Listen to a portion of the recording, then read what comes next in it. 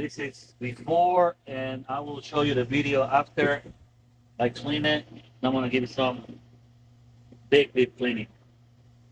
Hopefully I got these baby back working the cylinder. Now it's all clean. This is after we cleaned it.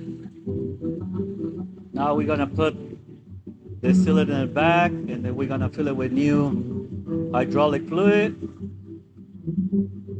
Thumbs up, and hopefully the machine get back to work.